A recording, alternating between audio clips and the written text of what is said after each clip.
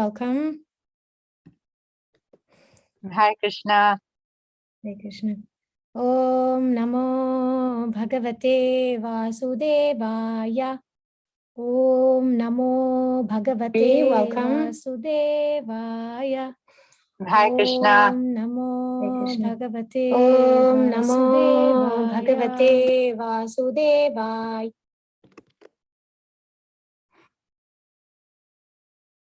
Om Ajnanatimirandasya Jnananjanashalakaya Chakshurunmilitam Jena Tasmai Shri Gurave Namaha Mukakaroti Vachalam Pangoram Gayate Grim Yatkripatamaham Bande Shri Guru Dinataranam Paramananda Madhavam Shri Chaitanya Ishwaram Namom Vishnupadaya Krishna Prashtaya Bhutale Srimate Jayapataka Swamniti Namni Namacharya Padaya Nitai Kripa Pradayane Gaurakata Damadaya Nagaragramatarine Namom Vishnupadaya Krishna Prashtaya Bhutale Srimate Bhaktivedanta Swamniti Namni Namaste Saraswati Devi Gauravani Pracharine Nirvishesha Shunyavadi Paschatya Deshatarine Jai Shri Krishna Chaitanya Prabhu Nityananda Shri Advaita Gadadhara Shri Vasadi Gaura Bhaktarinda Hare Krishna Krishna Krishna Hare Hare Hare Ram Ram Ram Hare Hare Hare Krishna. Welcome Vaishnavis.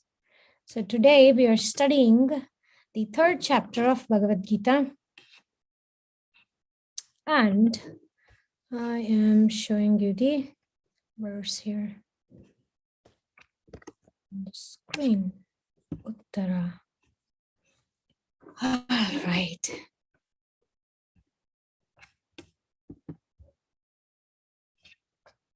Hare Krishna Uttara, welcome. Thank you everybody for joining. Bye. So today we're studying the third chapter of Gita. It's a very important chapter.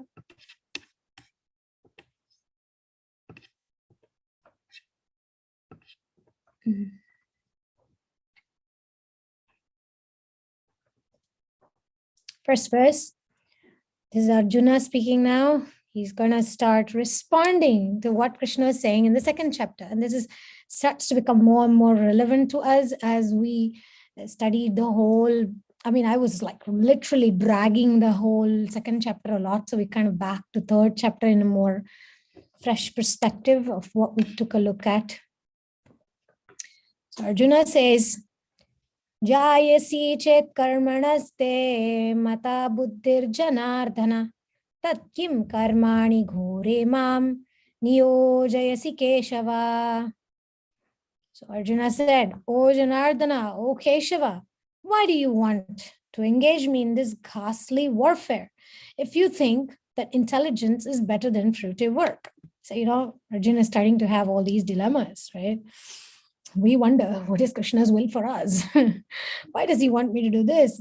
He wants peace, but then why do I have to do this service, which causes me so much anxiety? You get it, right? You can understand Arjuna's dilemma. Purport. The Supreme Personality of Godhead, Sri Krishna, has very elaborately described the constitution of the soul in the previous chapter, with the view to delivering his intimate friend Arjuna from the ocean of material grief. And the path of realization has been recommended, which is Buddhi Yoga or Krishna consciousness. Sometimes Krishna consciousness is misunderstood to be inertia, and one with such misunderstanding often withdraws to a secluded place to become fully Krishna conscious by chanting the holy name of Lord Krishna. But without being trained in the philosophy of Krishna consciousness, it is not advisable to chant the holy name of Krishna in a secluded place, where one may acquire only cheap adoration from the innocent public. Arjuna also thought of Krishna consciousness or Buddhi Yoga, or intelligence and spiritual advancement of knowledge, as something like retirement from active life and the practice of penance and austerity at a secluded place. In other words, he wanted to skillfully avoid the fighting by using Krishna consciousness as an excuse. But as a sincere student, he placed the matter before his master and questioned Krishna as to his best course of action. In answer, Lord Krishna elaborately explained Karma Yoga, or work in Krishna consciousness, in this third chapter. I'm going to make 3 points. Then please, you're welcome to discuss, share your points, ask questions. Let's see where the discussion goes. First thing is this first part of the purport. When we have that desire, right, that we want to withdraw to a secluded place to become Krishna conscious. So this is the first point. Why is this a misunderstanding? Is it a misunderstanding? I want to be secluded. I don't want this bhavasagara. I don't want this samsara bandhana. I don't want this bondage of family life. I don't want this responsibility of my children at school or my own children, or I don't want the responsibility of my older parents. I mean, there are so many colors and flavors to responsibility that we want to withdraw from. And so what is it like? Withdrawing can be done in 3 modes. So one kind of withdrawing is withdrawing our intelligence, withdrawing my sense of action, withdrawing my presence, and going into that place of, I wish, just today, one of my friends was like, I wish, 5 years I wish I didn't waste my 5 years just raising my child. I wish I was able to explore my creativity. I am here today because I don't have me time. Basically, this person was like lamenting. This is in the mode of ignorance. So in the mode of ignorance, the lamentation begins. If only I did not get into this particular studying. If only I didn't work in this particular job. If only I didn't have this person as my boss. If only I didn't marry this particular person. If only I didn't have children in this particular time. Or if only I had a child, my life would be different.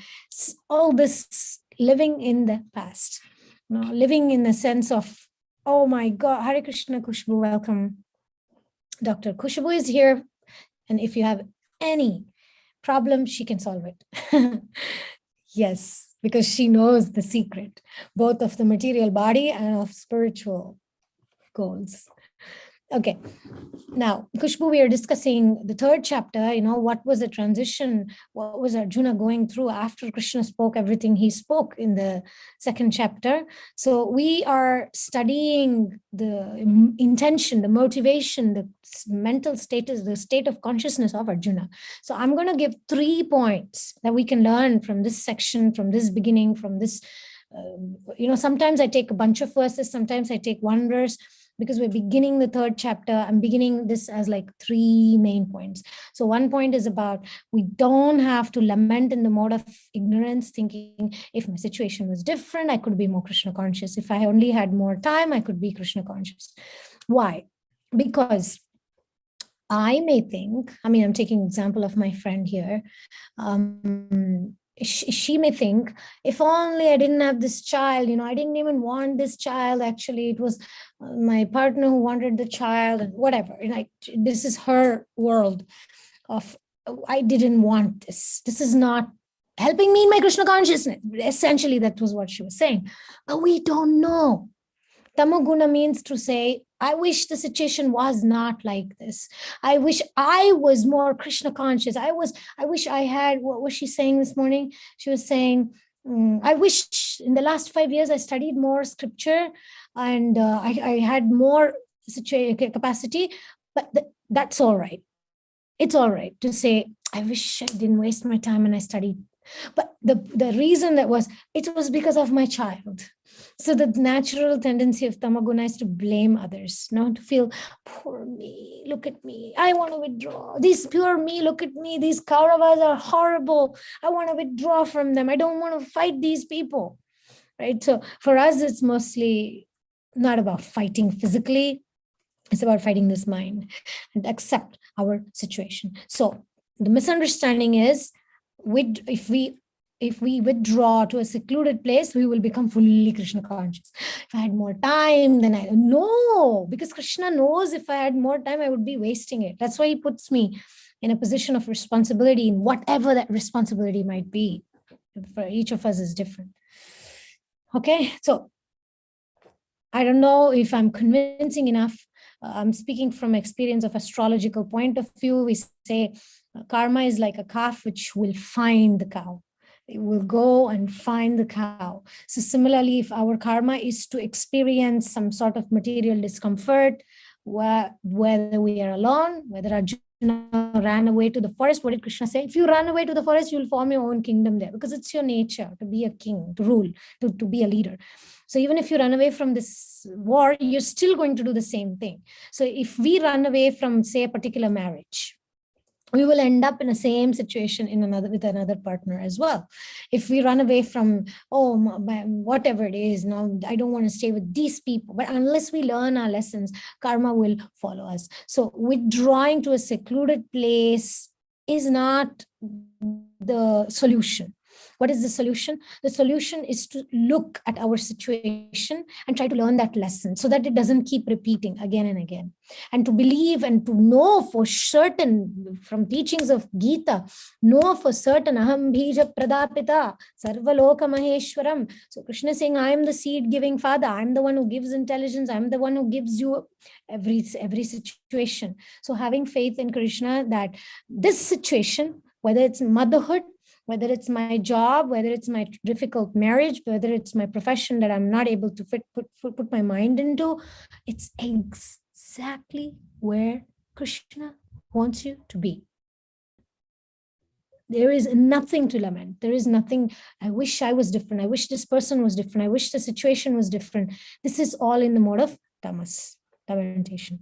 First point. Second point. Here, Arjuna also thought of Krishna consciousness or Buddhi Yoga or intelligence and spiritual advancement, and as something like retirement from active life and the practice of penance and austerity at a secluded place. Right? In other words, he wanted to skillfully avoid the fighting by using Krishna consciousness as an excuse. Oh boy, when I read that, I was just really like embarrassed, because how many times I have done that. There's a sense of detachment that comes by choosing spiritual life.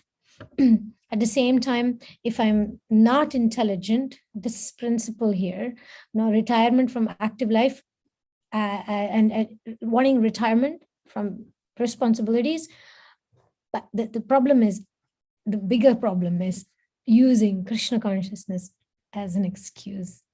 Yeah, I did that when I was in school. I did that.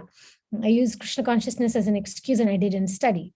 I used it as an excuse. All this material knowledge is useless anyway. It doesn't help anyway. This is, back in 90s. So 90s, the mood was slightly different also. There was a much more of a push for people to join full time, and there was less of awareness that people should continue their career and profession. There was not so much. So I used Krishna consciousness as an excuse to not want to study and things like that. So the problem is to use Krishna consciousness to skill. Prabhupada is so clear here.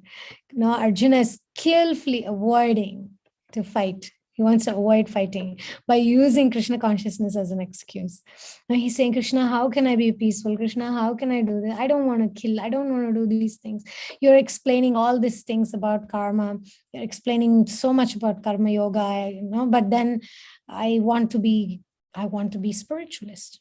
I don't want to do these things. So sometimes we are running away from our dharma. Dharma is duty, sense of duty, that because of which we are here in this world. Because I did not perform my duties, I didn't complete my lessons in previous life, I'm born again. And with this particular body, with this mind, with this relationships, with this responsibilities, so that I can complete it. And how to do dharma, Krishna is very clear. We do it with detachment. We do it with full attention and faith, but we don't expect to enjoy the results of that. That's the way we do. So we do not escape. We do not use. Maybe you can come up with, maybe for yourself, what is it that you use as an excuse? Excuse not to do something. Are you thinking Krishna conscious? Just thinking, no, because of Krishna consciousness, I don't want to do it. But actually, the real intention is just we are using it as an excuse. Okay, that's the second point. Okay, third point. But as a sincere student, he placed the matter before his master and questioned Krishna as to his best course of action. So Oof, such an important point.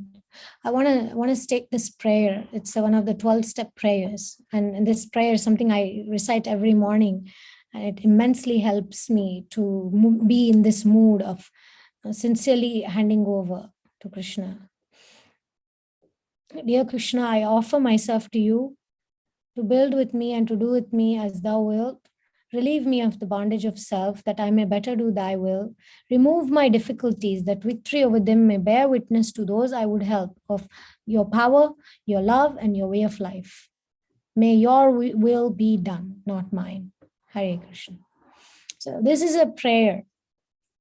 It is not about any of these two things we discussed. It's not about running away from difficulties, responsibilities, conflicts, whatever it is that we are being placed in. It's not about using Krishna consciousness as an excuse to skillfully avoid certain duties, responsibilities, but it is about Krishna, I offer myself to you. My will, my life, I offer to you so that you can build a life for me. A life, what kind of life? A life of service, so that my difficulties, the way my difficulties is going to be removed, may that be an example for those who are going to watch me. Let them be convinced of your love, of your life, your way of life, and your love. What was that?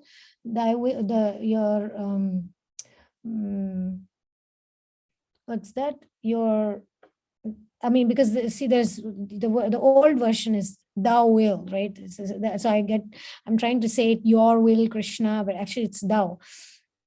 So remove my difficulties, that victory over them may bear witness to those I would help of thy love, thy power, and thy way of life. So your power, may people be convinced of your power. So we are not asking for a life, like in Arjuna's situation. We're not asking, let me win the war so I can enjoy kingdom. No, Arjuna has no hope of enjoying. Everybody's going to be dead and gone. He said that. Who am I going to show off to? Everybody's going to be dead and gone. So in this situation, we are asking Krishna, please remove my difficulties so that victory over those difficulties will inspire people who are watching my life. About what? Inspire them about your power, inspire them about your love, and inspire them about your way of life, the way you want me to live. May Krishna's will and not mine be done. So in all these circumstances, as soon as we attach our sense of identity, our sense of, as soon as I hand over my will to Krishna, there is no question of I like doing this, I don't like doing this, or this situation is not exactly what I wanted. No, we don't think like that anymore. Whatever Krishna wants. No, doesn't matter. It's not according to my plans. It doesn't matter if it's uncomfortable. It doesn't matter if it's too comfortable, because sometimes we also have a problem with things being too comfortable. We want to complicate our lives. We complicate our relationships. We complicate our work. I have that problem. Sometimes I do that. Sometimes I just need to gracefully accept that, oh, what is remove my difficulty. What is my difficulty? That I complicate life. In my case, in one of the particular issues, I might complicate my life because I'm not accepting gracefully what Krishna is giving me. So that's an obstacle that needs to be removed. Sometimes Krishna gives us amazing positive relationships, positive situations, so we can grow and build. Sometimes he gives us tests so it can strengthen us, right? So these are the points, and I just want to say one song from one of our song. This is Prabhupada also quotes. This is actually a song written by Shankaracharya, and he basically summarizes how material, using our intelligence for material things is useless, but when attached to Krishna, it becomes perfection. Ma kuru dhan jana yauvan garvam harati nimesha kala sarvam maya mayamidam akhilam hitva brahmapadam tvam pravisha vidhitva. So my people, the people that like me, my family, my youth, my wealth, my health, my fame, in 1 second, kshana, 1 second will all be taken away from me. That is not for what I should work towards. Maku dhanajana yauvana garbham harati nimesha kala sarvam. And this is all a game of Maya to make me feel this is me, this is mine, this is my identity, this is my acquisition. All that is just illusion. So in Arjuna's situation, it's not, the point is not about me winning the war. It's not about that anymore. It's going much deeper. It's about why is Arjuna having trouble aligning to Krishna's will? Why am I having trouble aligning to Krishna's will? I've given my life to Krishna consciousness. I've given my life. I've taken initiation. I've taken a guru, right? But I'm still having difficulty aligning to Krishna's will. Why? So we are at that point here in this chapter of that transition from, okay, this is the way it works. This is the karma yoga. Okay, you're telling me that I'm not this body. You're telling me all that, but I'm still having difficulty to align to your will. Then Brahma Padam Tvam Pravisha Viditva. So we must work towards that deep sense of identity. And what is the identity? Chaitanya Das Samui Chaitanya Das. Chaitanya Das Samui Tanradas Iradas. So my identity in the Gaudiya Vaishnava Sampradaya and that lineage is, I am a servant of Lord Chaitanya. And the servant of the servant of the servant of Lord Chaitanya. That's my identity. So when we are convinced about it, there is no room for fear. There is no room for resentment. There is no fear of doubt. There is no fear of dishonesty. And there is no question of selfishness. Why? Because I'm an instrument. If you brought me here to dance, make me dance like a puppet in your hands. Prabhupada said that when he was going to America first time. Like, if you brought me here to dance, make me dance. So that's a perfect example of that Prabhupada. He exemplified, this purport. He did not run away into a secluded place. He had every opportunity to. He could have peacefully been in Vrindavan, chant his Hare Krishna mantra. 70-year-old man. What else does he have to do anyway? He didn't do it. He didn't withdraw. He didn't run away from his duty and responsibility that his Guru Maharaj gave him. Second, he didn't use Krishna consciousness as an excuse to skillfully avoid going to the battlefield of hippies, drug addicts, alcohols, arts, all sorts of addictions. He didn't think twice. He went immediately. He had every reason, every right to take a break. He could have just skillfully, not even skillfully, I'm an old man, let me just be in Vrindavan, chant my round. No, that is not Srila Prabhupada. That is not our Srila Prabhupada. And what did he do? And sincerely, he placed himself in front of the Lord. If you brought me here to dance, make me dance. So this is our prayer in every circumstance, whether we are a doctor treating the patient, whether we are a client taking care of I'm a counselor taking care of a client, whether I'm a business person selling business, whether I'm in a relationship which is troubling, whether I am whatever the situation I am in, all I need to do is place the matter before the Supreme Lord. Take help from Krishna. He's waiting at the door, and ask him, what is the best course of action for me, my Lord, in this situation? We don't shy away from that. So these are my few points. It was exactly 7:30 here. And if you have any comments, you can just jump in, say it. If you're in a public place or something, you can type it. I can read it for you. Otherwise, just go ahead, unmute your microphone and shoot.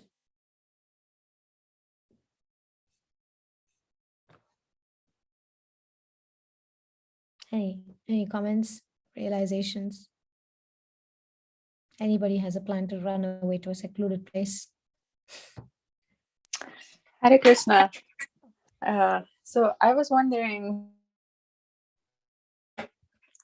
what is the difference between like, oh, this is all Krishna's plan, and I mean, it's just, no regrets how things are, but what is like more like excuse that we took some wrong choices in the past, like we kind of maybe even knew we are taking wrong choice, sometimes we are conscious of it, and well, I just want to do this way, maybe we disobeyed our spiritual master, or maybe we our parents or anything like that, and then we take wrong choice and we have consequences um, to deal with maybe for the rest of life. And so I don't know, just those thoughts came that, oh, I can't accept that everything is just the way it is because Krishna wants this to be, and this is the way it had to be. Maybe some is just wrong choices. Yeah, thank you. Thank you, Uttara. Very relevant thought here. Let's hold to that thought. Now, let's imagine, okay, hypothetically, I messed up. I did something that was not right for me to do, okay? Then I realize it. I'm like, oh, Krishna, I should not have done this, okay? So there are so many ways we can deal with that, but we'll boil it down to 3 ways: sattva, rajas, and tamas. So in tamoguna, I can beat myself up. I can tell all kinds of horrible things to myself. I can become that inner critique, that there is always that inner child. And then we can be that parent who is very critical, very heavy, and very demeaning, discouraging, and say, you are such a horrible servant. You are such a bad disciple. You're such a bad wife. You're such a bad daughter. You're such a bad teacher. I can go on and on because I do that often. So I can go on and on. So there is a whole array of feeling bad and feeling miserable and taking the whole blame that I could have done this, I could have done that, I could have avoided this, I could have avoided that. Okay. Does it help me?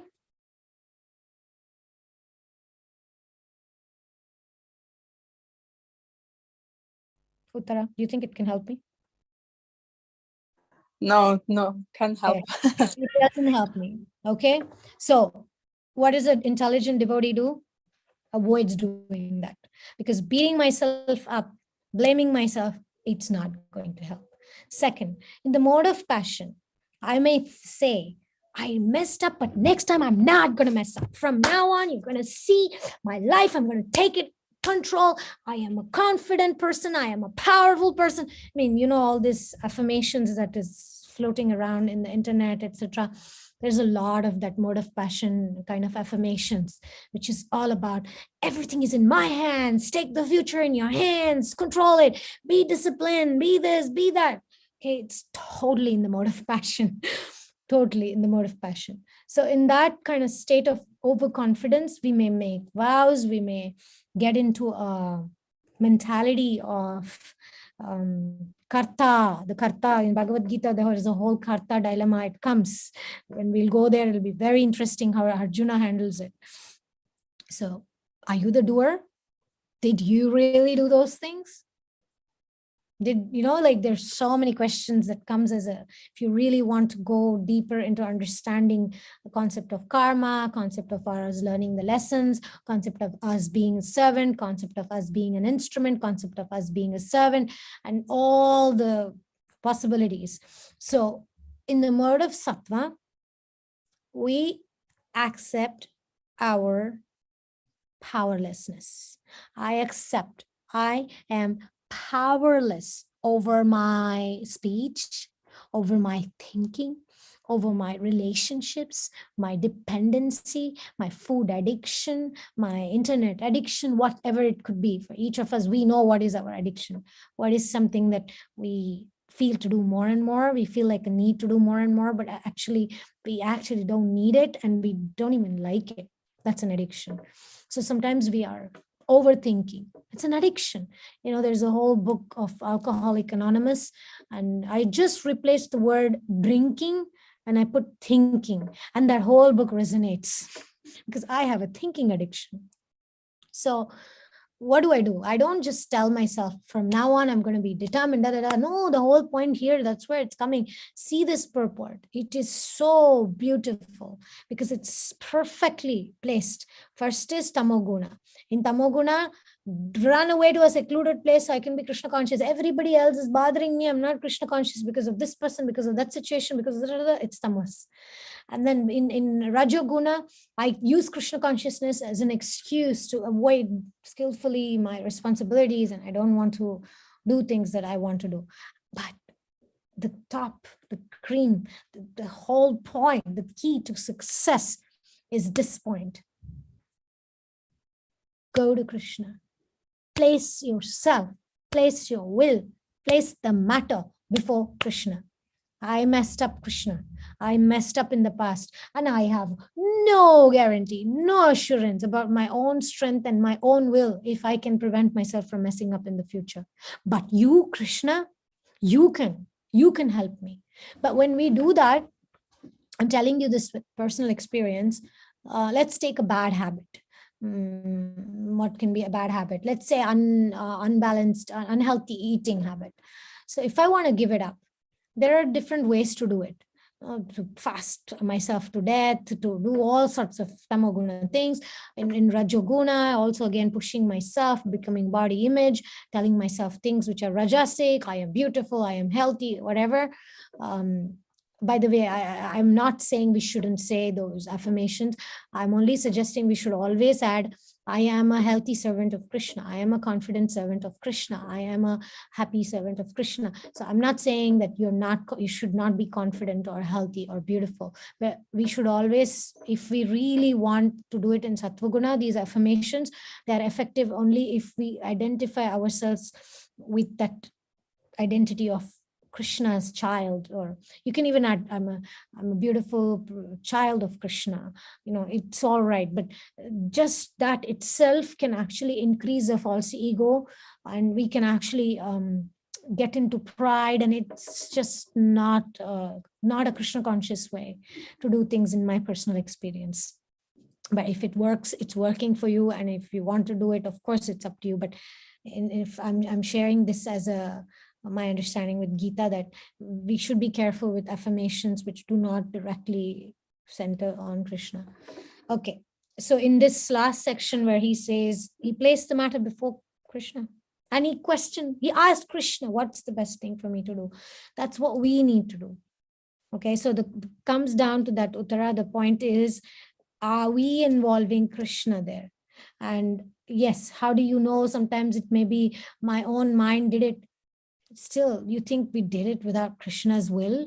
No, Kartha, dilemma, Krishna says you are not the doer.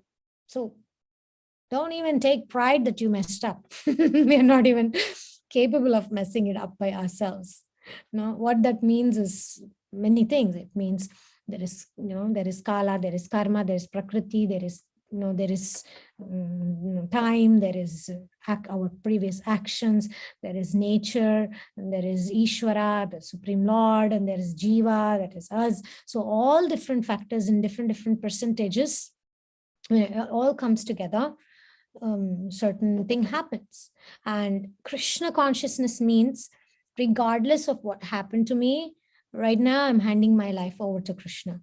Regardless of whether I'll be able to control myself, is up to Krishna. So that's what means again and again our Acharya is focusing and telling us, being humble, being surrendered. Being surrendered is not that I give up all my bad habits and I'm completely free from it. That's the path of pride. That's the path of impersonalism. Impersonalism is like that. It's about my strength, my will. Upon my strength and will, I will advance spiritually. No, but in Krishna consciousness, we are completely like, Aslishyava padaratam pinastuma madarshanam marmahatam karotuva yatha tathava vidato lampato matprananatastu sa eva naparaha. This is Mahaprabhu, who is in the total mood of Radharani, saying this statement. Doesn't matter what you're going to do with me. You're going to squeeze me to death. You're going to run away, leave me. You're going to abandon me. And even Mahaprabhu is saying Lampata. Krishna, he's calling Krishna as Lampat, means Devonshi. He's like untrustworthy. He goes to different gopis and tells different things. Oh, I will marry only you. I love only you. Krishna is very tricky. And Mahaprabhu, in the mood of Radharani, is saying, even if you do that, even then, you're my Lord. You're my master. Whatever you want, may that be for my life, for my will. So in our situations, it's the same thing. No matter what I'm going through, but working on that faith that Krishna has the best plan for me. And not only working on that, but asking Krishna to help me. Krishna, please let me learn my lessons joyfully. Help me to understand my situation. Help me to understand my goal. Help me to understand why I made this mistake in the past. Nothing happens by chance. Krishna has everything arranged. And I've seen in many of my clients' life, and I have seen in my family members' lives, I've seen in my friends, very close friends, going through situations where they really messed up big time. And you know what? That was the best thing that happened to them in their life. It made them humble, gave a realization that I'm not the controller.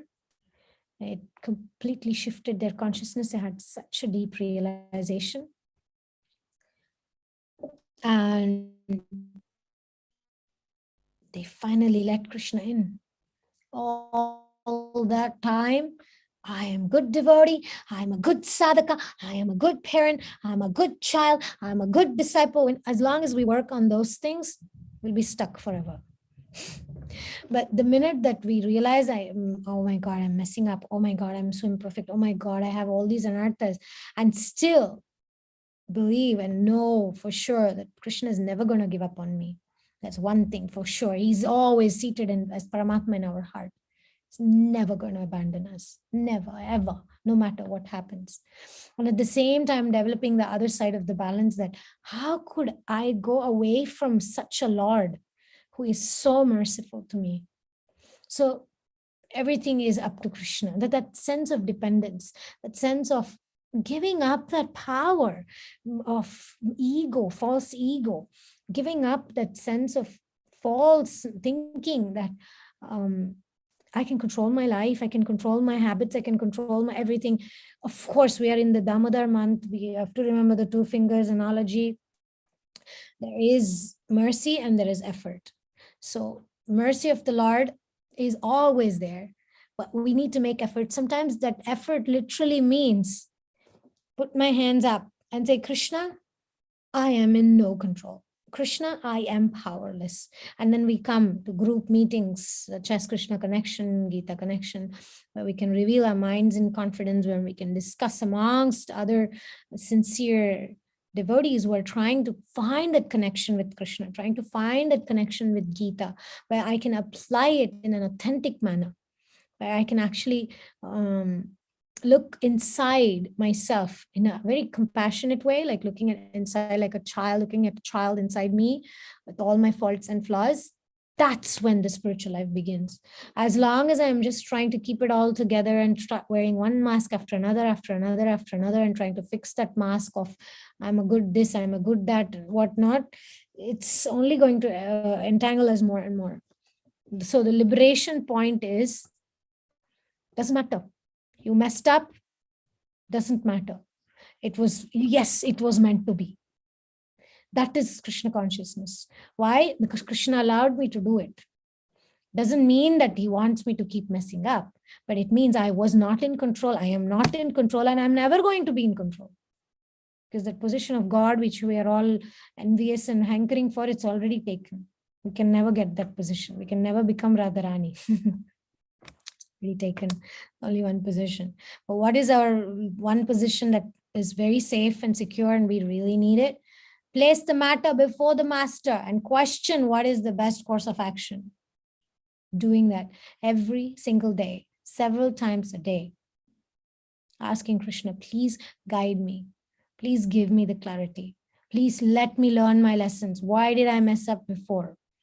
And that lesson which will reveal, if I didn't mess up, I would have never learned the lesson. So having that intrinsic faith that messing up, we see, why do we usually fear messing up? Because of that false ego. I don't want to make a mistake. But this verse where Mahaprabhu in the mood of Radharani is saying, Aslishyava padaratam pinastumam, if you look into the deeper meaning of it, even if you make me mess up, even if you defame me, even if I look like the worst devotee ever, even if I get into some big scandal, even if I am defamed for something I never did, whatnot, Krishna, you're still my master. I still want your control over me. So,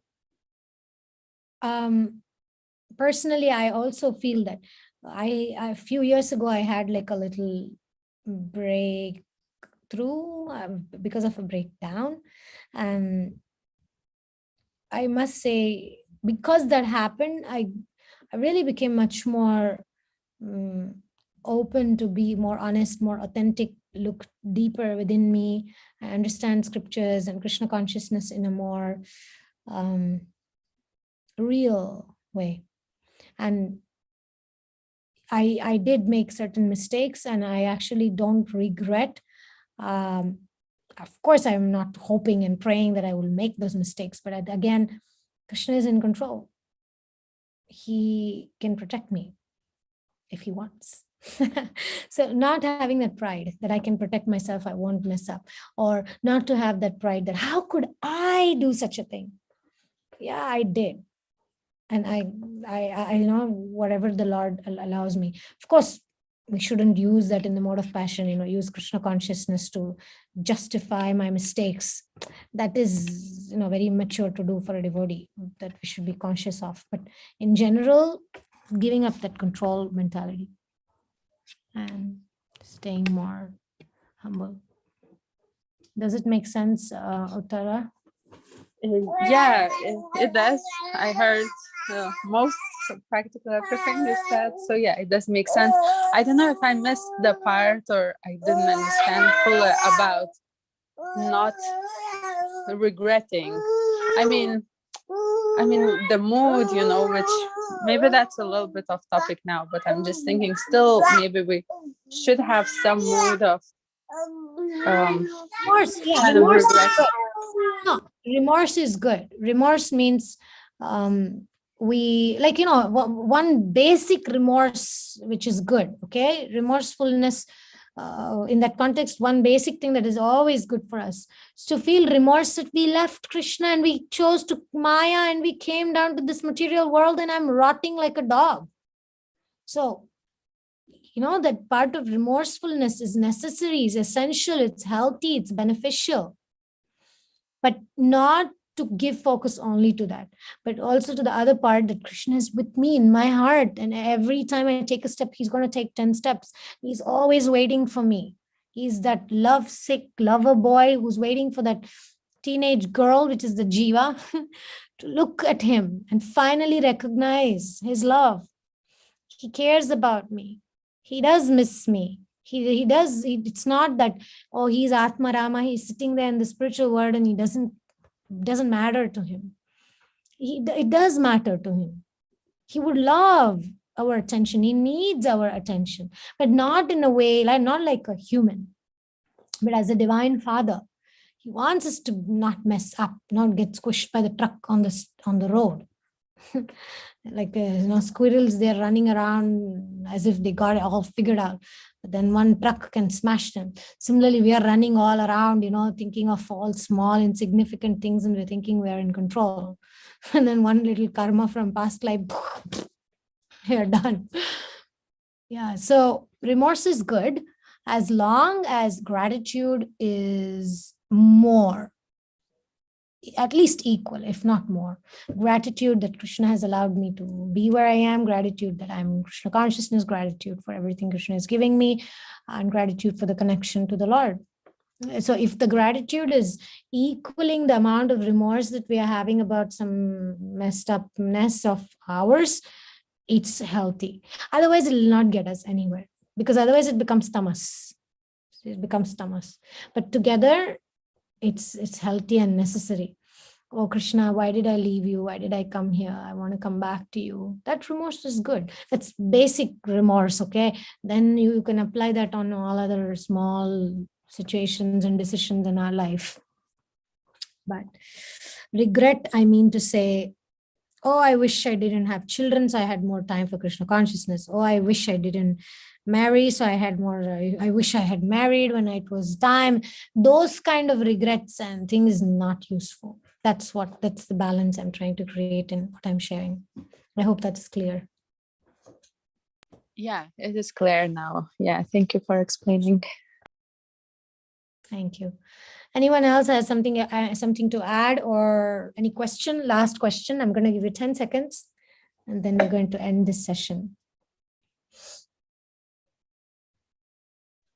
Haribol, it's not a question, but I just wanted to say, like, I really resonate with the whole mode of ignorance and the whole blaming and everything. And it's just really nice to have, hear that conversation and how we can go through the modes and connect it to Krishna. Made a big mistake, but okay, Krishna's the one holding it against me. I am. Exactly. Yeah. Absolutely. Yeah, it does. For him, it doesn't matter how big of a mess we made. For him, you see, he doesn't see, once Giriraj Maharaj said this and it really stuck to my head. He doesn't see our lifetime. See, like imagine different lifetimes. 1, 2, 3, 4, 5, 6. There are so many lifetimes, okay? So I may be thinking my lifetime, my mistake, my this, my that. Okay, we got lost in it. But for Krishna, is like, okay, this was the previous life, this is this life, this is this. He is able to see the whole picture. So for him, he works on us over lifetimes. Yeah. He doesn't work like we think. One relationship, something happened, we think it's the end of the world. Forget about relationship. My hair starts getting gray, we think it's the end of the world. I mean, I'm exaggerating, but you get an idea, right? There's a festival tomorrow and I got a pimple on my face and we act like it's the end of the world. And there are other slightly more serious situations than that, but we think in that's our capacity to look at situations. But Krishna's capacity is like, okay, this lifetime lost, wasted, no problem, there's another lifetime. That is also lost, no problem, there's another lifetime. So Krishna is always there for us. he's not gonna give up. He's not gonna feel, he will feel sad. Oh my God, here again, goes again, same thing. Dehinosminyata dehe kaumaram yavanam jara. You want to go through again? He gives free will, right? But it doesn't matter to him the mistake. What matters to him is whether we call him. No, like Yudhishthir, he was gambling away literally everything, his life, his wealth, his wife, his brothers. He was literally gambling away everything. Krishna didn't really have a problem with that. What is it for Krishna to fix that or whatever, right? It doesn't matter. But Krishna was telling Rukmini, he was telling Uddhava that they didn't call me. Yudhishthir didn't call me. He didn't. I was waiting at the door. You should read the 11th canto Srimad Bhagavatam. It says that I was waiting at the door. Yudhishthir didn't call me. And Bhima and Arjuna, they stood there after they had been lost in the dice game. They were going on lamenting, regretting, and blaming Duryodhana. They didn't take my name once. And I was waiting at the door. But they will call me. They didn't. So Krishna was perplexed that why my devotees don't call me? Why you don't call me? Why don't ask my help? I'm waiting at the door. And then Uddhava said, come on, you're supposed to be Apat Bandhava. You're supposed to be the friend of the abandoned. You're supposed to be the friend of those who have no shelter. Why didn't you go and help anyway? He said, I can't do that. I can only help if somebody asks me for help. And I was waiting at the door that they will ask me help. And finally, Draupadi, he was still holding on to Bhishma and Drona and Dhritarashtra. She was asking help everywhere, looking at her husbands pitifully. And I was waiting at the door that she would call me. Finally, she called me. Immediately, I went and I saved. So when he's explaining to Uddhava, Uddhava was very perplexed. Why you didn't go and save the Pandavas? Did Yudhishthir make a mistake? Oh, boy, that's a grave error. staking his wife in the dice game. Gotta be kidding me. Such a great devotee, the devotee that Krishna chose that's going to rule the earth. You know what? Because of that dice game, they had to go through 13 years of exile. So if, like what Uttara was asking earlier, if it had to be that, oh, why did I do that? If Yudhishthira had gotten into that whole blame and shame, and he didn't. That's what makes him a devotee that we're talking about him 5,000 years later. He accepted, okay, I messed up, okay, 13 years, I'm going to go on an exile. No questions asked. Taking responsibility, that's what means a devotee. Devotee doesn't mean we don't mess up, we don't make mistakes. It means that we call Krishna, which they had a hard time to teach us also, but Draupadi did. Draupadi called out. That's why she's glorified immensely, even by Srila Prabhupada. So as women, we have more of the propensity, that tendency to take shelter. So yeah, and something else you mentioned, what did you say in the beginning? You said something and I was like, yeah, that makes so much sense. I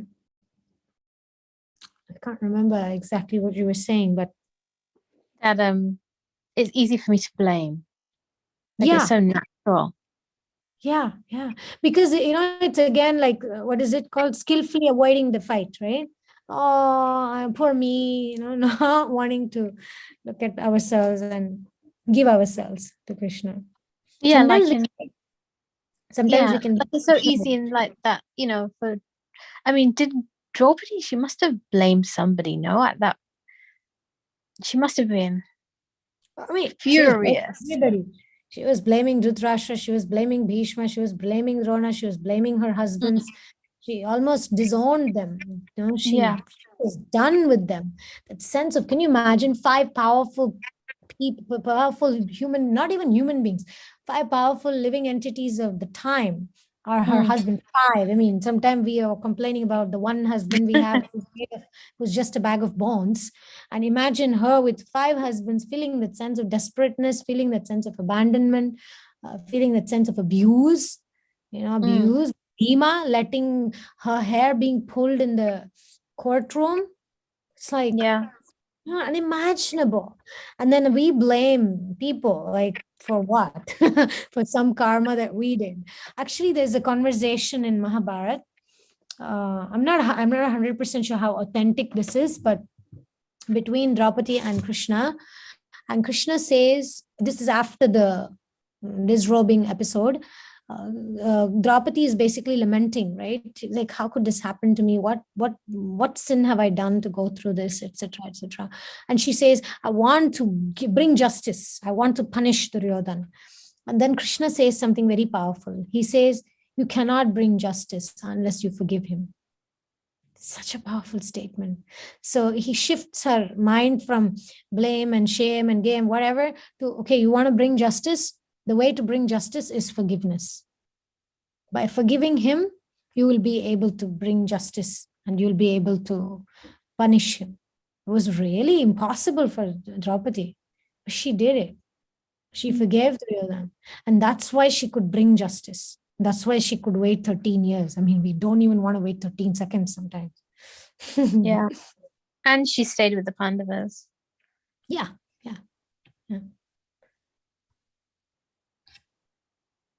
Yeah, it is pretty amazing. I think we have to remember that these were actually people and these are real things that have happened. We're not just the only ones suffering. So true. Such a wise statement. Sometimes we think my problem is the biggest one, nobody understands me.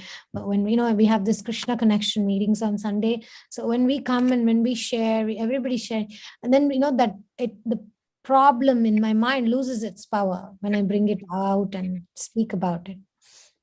And then I realize it's not just me, everybody is going through hardship. I mean, Draupadi, such a pure personality. She was even born from fire. Kunti, can you imagine what all they had to go through? I mean, we don't have to go through any of that. We just have to go through our own karmic baggage. And Krishna is letting it happen, so we lose that sense of false ego and we turn to him. Thank you. Thank you, Malini. Thank you so Thanks. much. Thank you, Ananga Gopeshwari. Thank you, Uttara. Thank you, Dr. Kushbu.